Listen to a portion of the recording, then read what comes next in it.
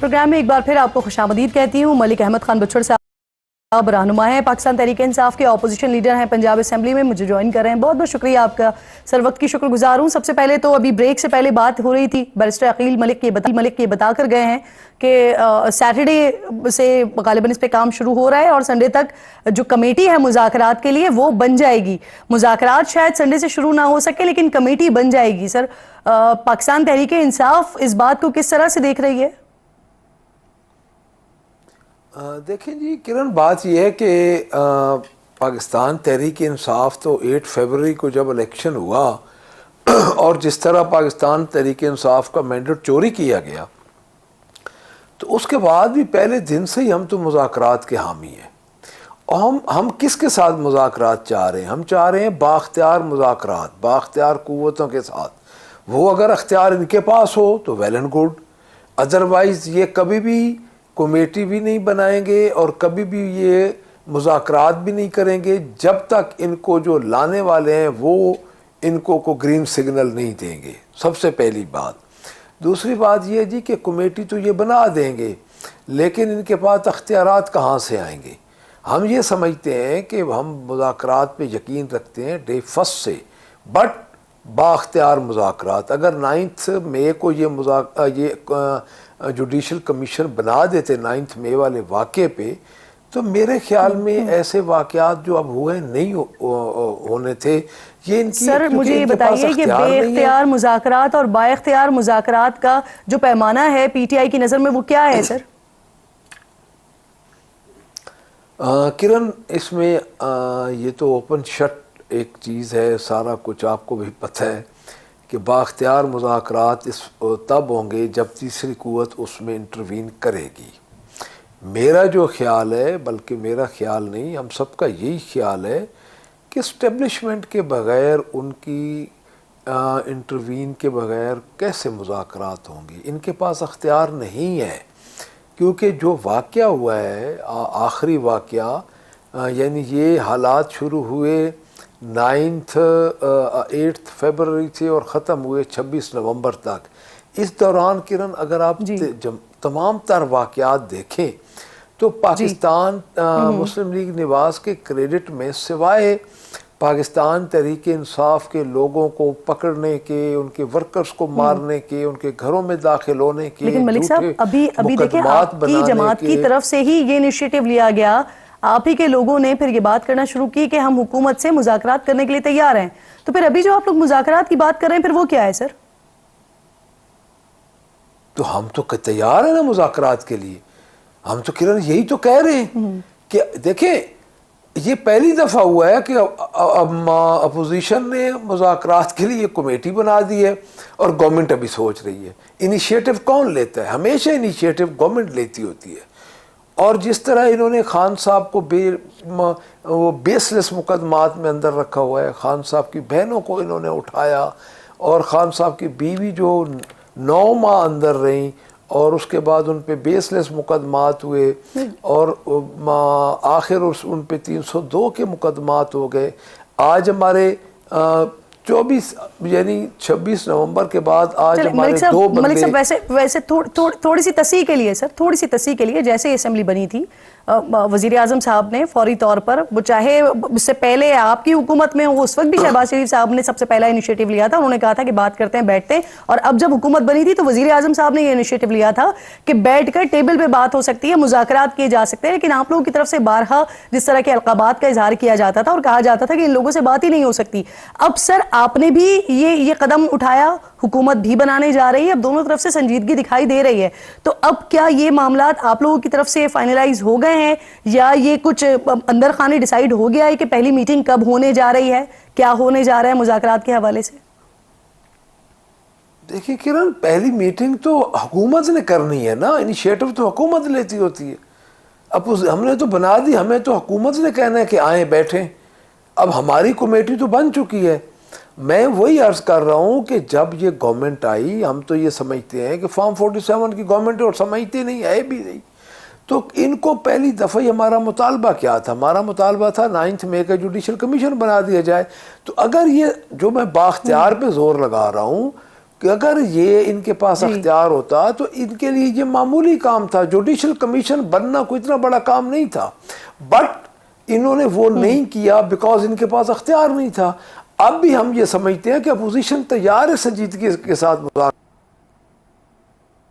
था आपने की कि इस वक्त जो नहीं सर, शेर अफजल मरवत साहब बड़ा खुलकर बात कर रहे हैं और वो ये कह रहे हैं कि जब जब मुज़ाकरात की बात हो रही होती है या जब मामलात सही हो रहे होते हैं तो दोनों तरफ से, वो कुछ पाकिस्तान तहरीक इंसाफ के अंदर से कुछ लोग, कुछ हुकूमत की तरफ से लोग जो हैं वो इन चीज़ों को सबूताज करने की कोशिश करते हैं। तो अब रहा है कि शेर अफजल मरवत साहब, उन्होंने ही इमरान खान साहब की सज़ा के हवाले से, जो कि अल-कादिर ट्रस्ट का फैसला आने जा रहा है पीर को, उसके हवाले से वो ये कह रहे हैं कि शायद खान साहब को 14 साल तक की सजा सुनाई जा सकती है। पाकिस्तान तहरीक इंसाफ के कुछ लोग ये भी कह रहे हैं कि इसके बाद ये सजा सेट असाइड भी हो जाएगी। लेकिन उनके इस स्टेटमेंट को, शेर अफजल मरवत के स्टेटमेंट को पाकिस्तान तहरीक इंसाफ किस तरह से देख रही है और क्या एक्सपेक्ट कर रहे हैं आप लोग? देखिए किरण, उनका ज़ाती स्टेटमेंट हो सकती है कि पार्टी की तरफ से तो है नहीं, तो आप किसी की ज़ाती स्टेटमेंट पे कोई कदर नहीं लगा सकते, उनकी ज़ाती सोच है। जो अब अर्ज मैं कर रहा हूँ ना आपको, वो ये कर रहा हूँ कि मुज़ाकरात के लिए अगर संजीदा ये गवर्नमेंट है तो आपको अगले 2-4 दिन में पता चल जाएगा, क्योंकि एक तरफ तो ये मुकदमात करते हैं और बेसलेस मुकदमात होते हैं। खान साहब की बहनों को इन्होंने डी चौक से पहले जो एक मुकदमा हुआ, एक एहतजाज हुआ, वहाँ से उठाया और आखिरी खान साहब की बेगम पे इन्होंने 302 का मुकदमा किया और जो गोली चली डी चौक पे, और अभी भी ये कहें कि हम कुछ नहीं करते।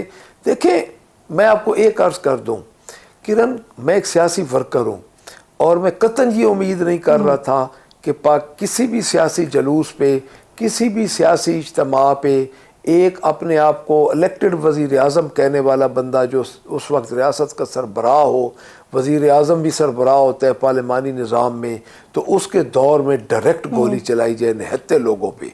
अगर लोग डी चौक किरण पहुंच भी गए थे तो डी चौक को पाकिस्तान से बाहर है। देखो किस तरह उन्होंने लोगों पे एक फस्तायत के जरिए उन्होंने गोलियां चलाई। और मलिक साहब, आप मुझे बताइए सर, आप पंजाब में अपोजिशन लीडर हैं, असद कैसर साहब सर, आपकी पार्टी के अहम रहनुमा हैं, उनकी तरफ से ये दावा किया गया है कि पंजाब में लोगों को तंग किया जा रहा है, उनके अरकान को, आपके अरकान को इस्तीफा देने पर उनको मजबूर किया जा रहा है। कौन लोग तंग कर रहे हैं सर आपके अरकान को? कौन इस्तीफा देने पर मजबूर कर रहे हैं और कितनी तादाद है इन अरकान की? देखें जी, जो पंजाब असम्बली की तादाद है, आई थिंक असद कैसर साहब ने की है MNAs की बात। पंजाब असम्बली की जो तादाद है, जो हमारे MPs हैं 107, पूरी तरह वो डटे हुए हैं और फस्तायत का शिकार हैं। एक एक बंदे पे 10-10 पर्चे हैं और अभी रिसेंटली उन पे FIR हुई हैं। हमारे काजी अहमद अकबर साहब एक हमारे MP हैं पिंडी से, उनके घर में इतनी फस्तायत, इस बात को मुस्तरद कर रहे हैं पंजाब असम्बली के किसी भी रुकन को इस्तीफा देने पर मजबूर नहीं किया जा रहा? जो उन्होंने MNAs की बात की है, उन्होंने किरण, असद कैसर साहब ने MNAs की बात की। आप कॉन्टेंट्स नहीं समझ रही।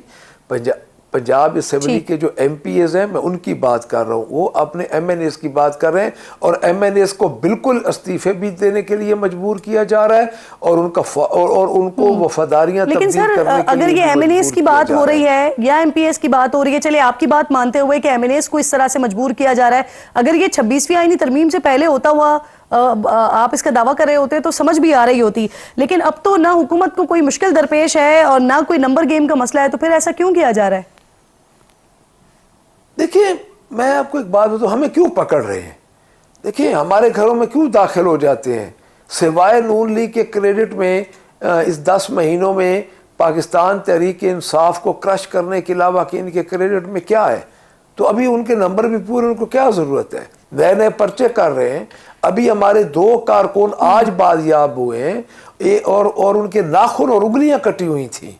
मैं आपको उनकी तस्वीरें दिखा सकता हूँ। पिंडी आज वो पेश हुए हैं अदालत में इस्लामाबाद में, और एक बच्चा हमारा जिसकी भाई के जनाजे में जा रहा था, उसका भाई शहीद हुआ डी चौक में, उसको उन्होंने आज 3 मुकदमात नए में डाल दिया और बंद कर दिया है। देखिए, उनको इनसे क्या फ़ायदा हो रहा है? देखिए, मैं आपको अर्ज़ करूं, वो सिर्फ एक ही काम पे लगे हुए हैं कि पाकिस्तान तहरीक इंसाफ को क्रश किया जाए। बट मैं एक बात आपको ये बता दूं कि डी चौक वाला मामला जो है इनके गले पड़ चुका है और ये बिल्कुल उस मामले से नहीं निकल सकते और इस मुस्लिम लीग नून के गले में वो पड़ा हुआ है और वो इंशाअल्लाह ताला और इनको सर आखिर तक लेके एक और मामला भी इस पे क्या समझते हैं कि क्या सर जो आप लोगों की तरफ से इसके ऊपर रिएक्शन और खास तौर पे जो अमेरिका में आपकी क़यादत बैठी हुई है, जो ये साबिक़ सदर रहे हैं वो बैठे हुए हैं और जिस तरह से वेलकम कर रहे हैं, अमेरिका की तरफ से कुछ सैंक्शंस पाकिस्तान पे लगाए जाते हैं। यहाँ पर तो हम देखते हैं कि आपके कुछ अरकान जो है वो इस एक्स पर इसकी मजम्मत करते हैं, लेकिन वहां पर जो आपका अमेरिका का सारा चैप्टर देख रहे हैं बरकी साहब, सज्जाद बरकी साहब, वो इसको वेलकम करते हैं, इसके हक में स्टेटमेंट देते हैं। क्या कहते हैं इस पर आप? देखिए किरण, को पार्टी पॉलिसी तो ऐसा सच है नहीं कि जिसको मैं कहूँ ये को पार्टी पॉलिसी है। तो एक जाती अगर किसी की मैंने नहीं सजाद बरकी साहब की वैसे वो देखी और ना ही मेरे इल्म में, अगर मेरे इल्म में हो तो मैं आपको बेहतर एक्सप्लेन कर सकता हूँ। बट एक पार्टी पॉलिसी, मैं as a opposition leader Punjab हूँ तो मुझे तो पार्टी से कोई ऐसी इंस्ट्रक्शन नहीं आई कि आप इस लाइन पे काम करें। आप लोग वो अगर होगा, क्या राय है सर मौजूदा सैंक्शन के हवाले से? जी सॉरी, आप लोगों की राय क्या है मौजूदा सैंक्शंस के हवाले से सर? डेफिनेटली जी, पाकिस्तान के हालात के मुताबिक जो पाकिस्तान पे सैंक्शंस अगर लगे या लगनी है या लगेंगी तो वो पाकिस्तान के लिए अच्छा तो नहीं है। मैं उसको इंडोर्स तो नहीं कर रहा, बट ये भी तो समझे ना, ये जो पाकिस्तान ये आपकी पार्टी पॉलिसी है सर? आपकी पार्टी पॉलिसी क्या है सर? देखिए हमारी पार्टी पॉलिसी वही है जो पार्टी पॉलिसी किसी भी एक मुहब्बे वतन पार्टी की होती है। हम ये कहाँ चाहते हैं कि ये मुल्क डी ट्रैक हो। जो इस वक्त बैठे हैं वो मुल्क को डी ट्रैक कर रहे हैं। जब आप निहत्ते लोगों पे गोलियां बरसाएंगे, जब आप निहत्ते लोगों को मारेंगे, जब इस मुल्क में कानून नहीं होगा, जब आप कंटेनर से बंदे को नीचे फेंकेंगे जो पूरी दुनिया किरण देख रही है, तो फिर उसमें आप पार्टी पॉलिसी हम क्या? मलिक साहब, अगर बुशरा बीबी पर तनकीद करने पर सलमान अहमद साहब को सर पार्टी से निकाला जा सकता है ना, तो सज्जाद बरकी साहब जो कि साबिक सदर रहे हैं अमेरिका के चैप्टर को आपके देख रहे होते हैं, तो उनको भी फिर इस तरह की जो कि रियासत के ऊपर बाकायदा तौर पर अगर वो कोई हमला करता है और उसके हक में वो बात करते हैं तो फिर उनको भी आपको पार्टी से अलग करना चाहिए सर। देखिए मैं आपको अर्ज कर रहा हूं ना कि मैंने अभी उनकी ट्वीट नहीं देखी। मैं जब तक कोई चीज देखूं नहीं, उनके कंटेंट्स ना देखूं किरण, तो मैं आपको मैं एक्सप्लेन नहीं कर सकता ना। तो सर 2 दिन से चल रहा है और मैं आपको बता भी रही हूँ, आप जरूर देख लीजिएगा। मलिक अहमद खान साहब, सर बहुत बहुत शुक्रिया, बहुत शुक्रिया आपका, आप मौजूद थे।